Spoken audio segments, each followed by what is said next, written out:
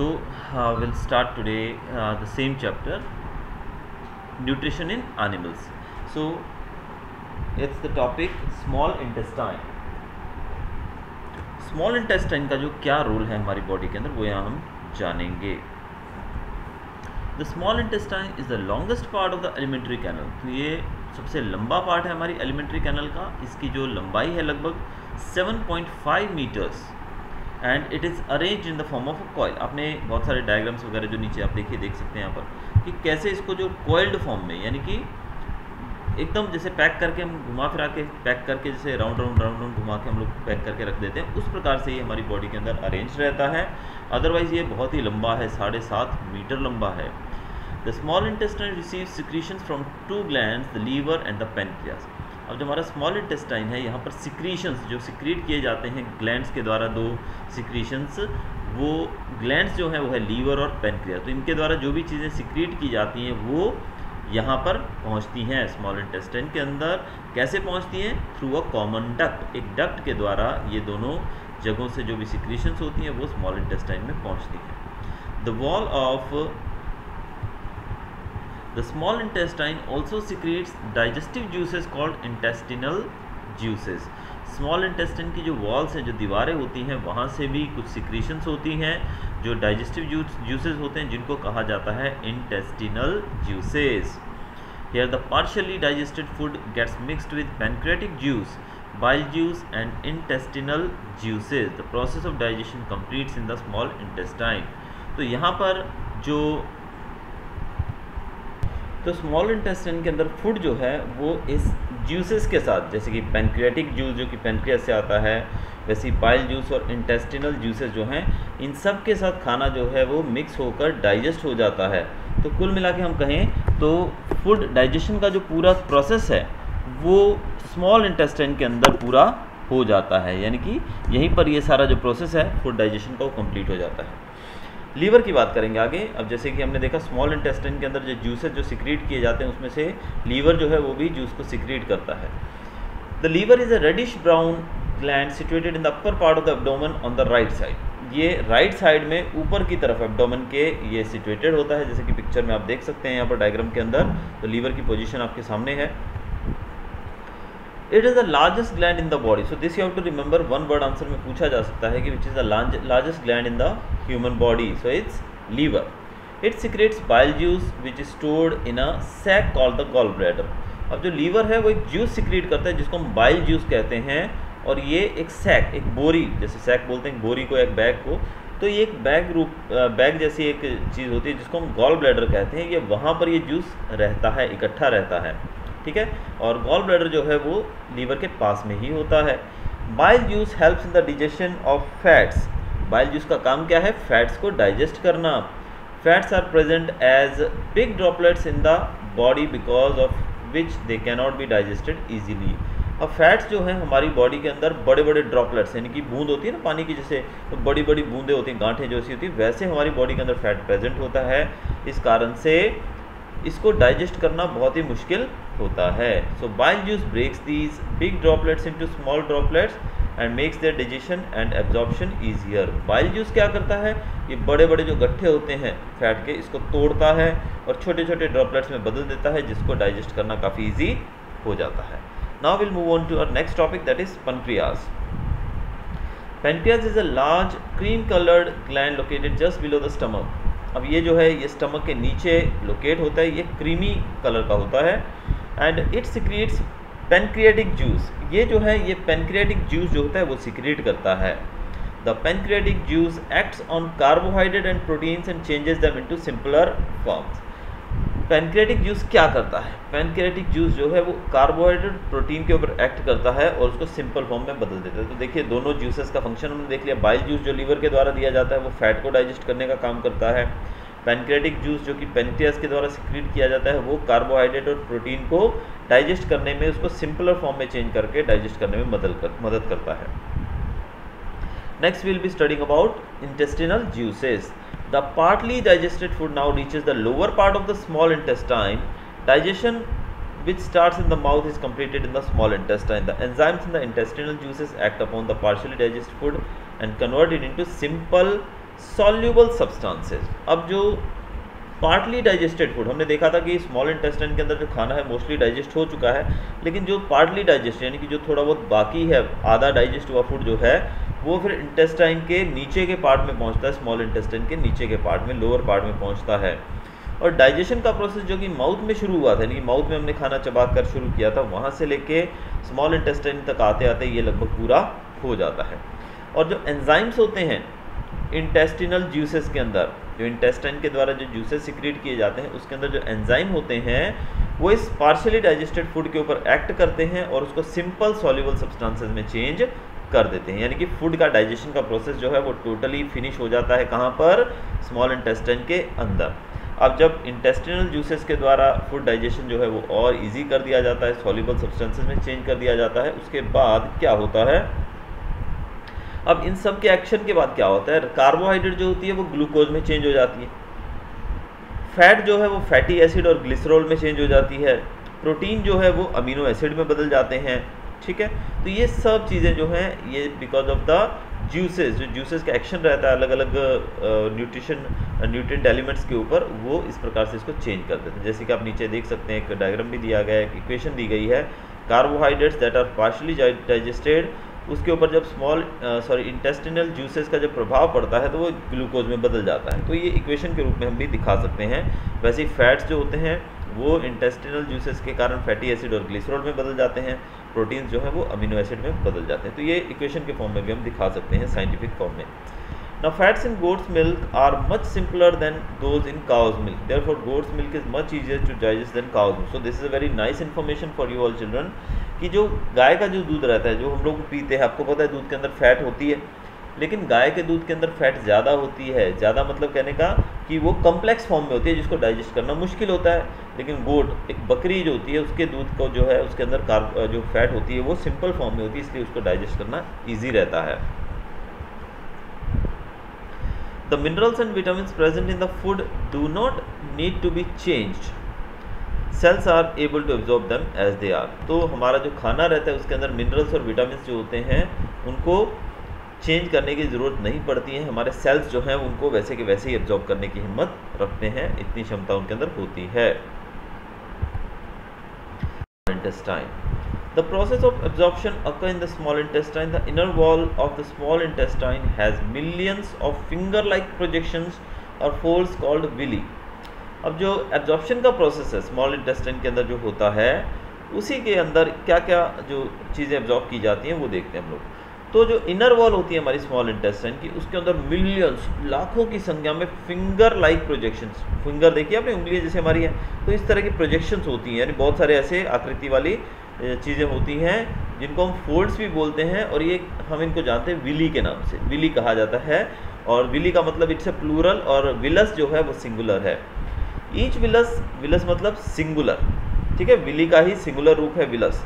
तो each villus has a network of thin and small blood vessels called capillaries close to its surface. हर एक जो villous है, Willie मतलब all together, सबको प्लूरल बोलते हैं, विलस मतलब सिंगुलर। तो जो एक विलस होता है उसके अंदर थिन नेटवर्क होता है, बहुत ही पतला पतला एक नेटवर्क बना होता है, किस चीज़ का, स्मॉल ब्लड वेसल्स का, जिनको हम बोलते हैं कैपिलरीज, जो कि उसके सरफेस से जुड़े होते हैं। These villi gives the inner walls of the small intestine very large surface area for the absorption of digested food. अब जो विली है ये ज़्यादा है, लाखों की संख्या में है विली, तो विली के कारण जो अंदर की वॉल्स होती हैं स्मॉल इंटेस्टाइन की, उसका सरफेस एरिया बढ़ जाता है, जिससे फूड का डाइजेशन भी बढ़ जाता है।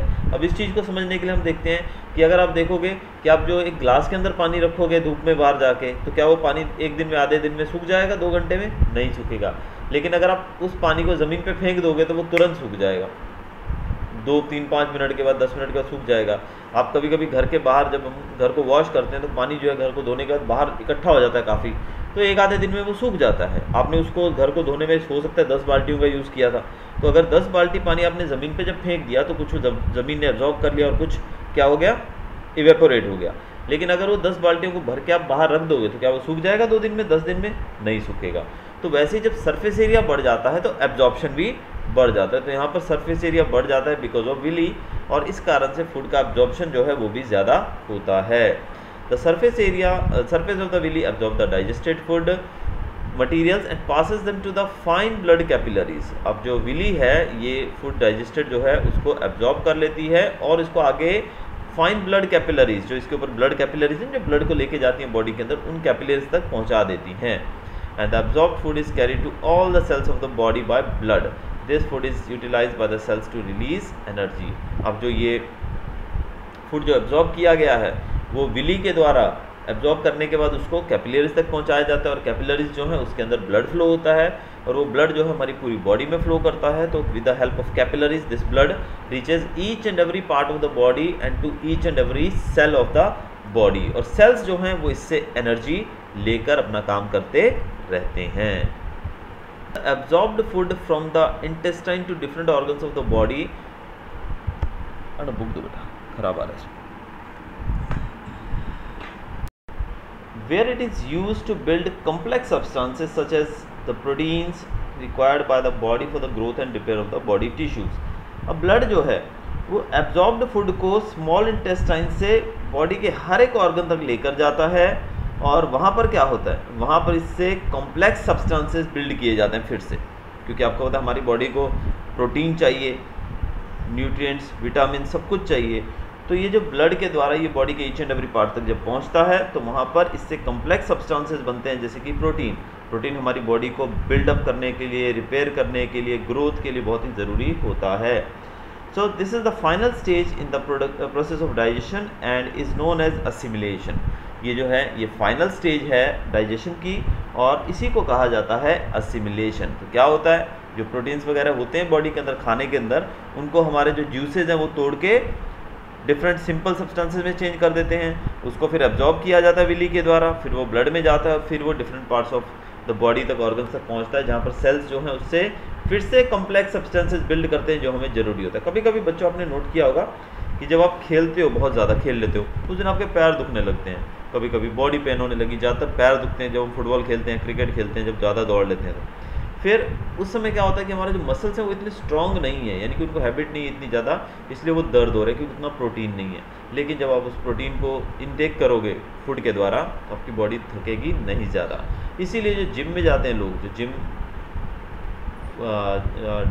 जाते हैं वो लोग जिम डाइट भी फॉलो करते हैं। सिर्फ जिम जाने से, पुशअप्स और सिटअप्स करने से बॉडी नहीं बनेगी आपकी, उसके लिए आपको प्रॉपर प्रोटीन, प्रॉपर फूड चाहिए। तो उसके लिए उनका जो एक जो जिम डाइट होती है उसका प्लान, जो उनके जो होते हैं ट्रेनर, वो उनको देते हैं कि ये डाइट आपको फॉलो करनी पड़ेगी। उस डाइट के अंदर अगर आपने किसी ऐसे व्यक्ति की डाइट को अगर देखा हो तो आपको बताऊँ, उनके हर रोज़ खाने के अंदर एग्स वगैरह होते हैं बहुत, जो कि प्रोटीन से भरे होते हैं। जो लोग नॉन वेज खाते हैं उनको नॉन वेज के लिए रेफ़र किया जाता है, जो लोग नहीं खाते हैं वो लोग फिर क्या करते हैं, दे यूज़ प्रोटीन पाउडर। आपने देखा होगा जिम में लोग एक छोटी सी बोतल लेके ऐसे शेक करके उसको पीते रहते हैं, तो दैट इज़ प्रोटीन शेक। तो प्रोटीन शेक जो है उनकी बॉडी के अंदर जो प्रोटीन की ज़रूरत है उसको पूरा करने में हेल्प करता है। अगर उस प्रोटीन को नहीं लेंगे तो मसल्स जो हैं वो इतना प्रोटीन नहीं बना पाएंगे जिससे उनकी बॉडी बिल्डअप होगी, इसलिए बॉडी के जो मसल्स हैं उसके अंदर पावर नहीं होगी, एनर्जी नहीं होगी, तो वो बड़े बड़े हैवी जो डंबल्स वेट्स उठाते हैं वो नहीं उठा पाएंगे। तो ये जो प्रोसेस है इसको हम असिमिलेशन कहते हैं, जहाँ पर फिर से कॉम्प्लेक्स सब्सटेंसेज में बदला जाता है सिंपल सब्सटेंसेज को।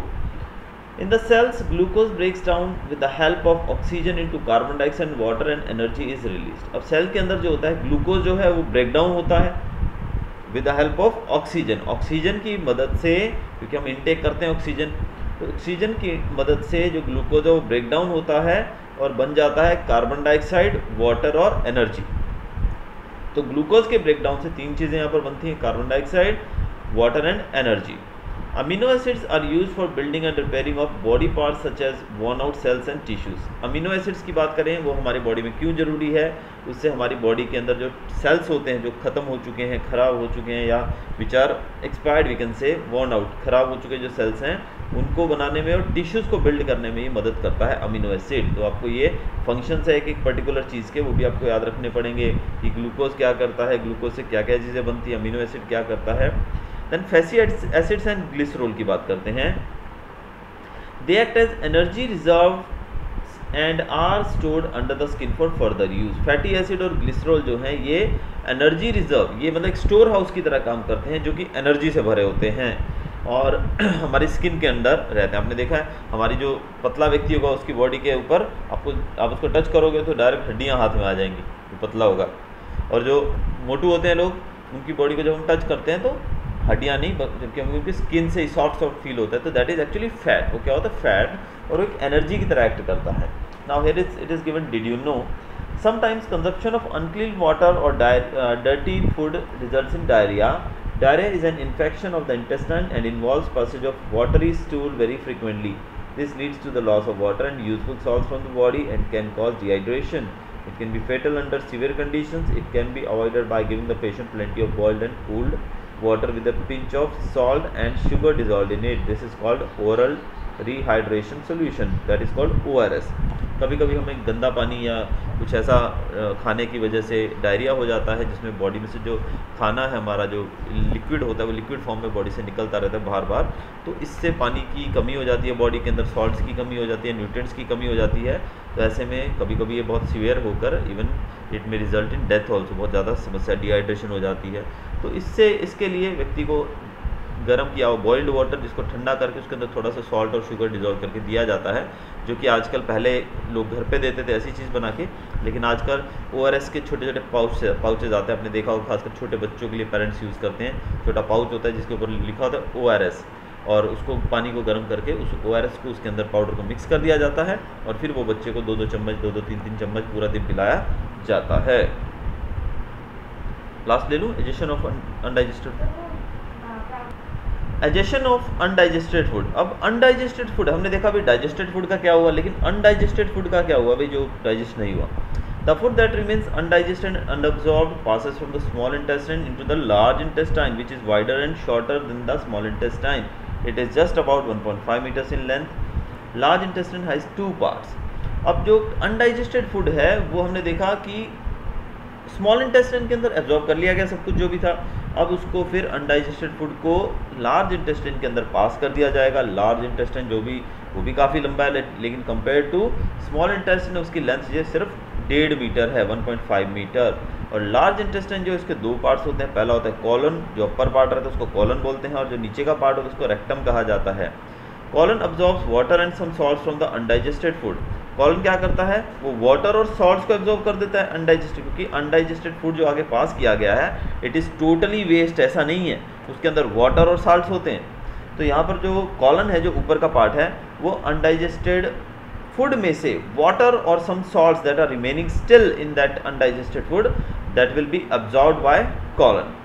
Due to this the undigested food becomes dry and almost semi solid. No, because of this only, इसी प्रक्रिया के बाद जो अनडाइजेस्टेड फूड है उसमें से पानी ले लिया गया, उसमें सॉल्ट्स ले लिए गए, जब पानी निकाल लिया जाएगा तो कैसा होगा, ये जो अनडाइजेस्टेड फूड है सेमी सॉलिड फॉर्म में बन जाएगा, यानी कि लिक्विड था लेकिन उसमें से पानी एब्जॉर्ब किया गया, then it will become semi solid.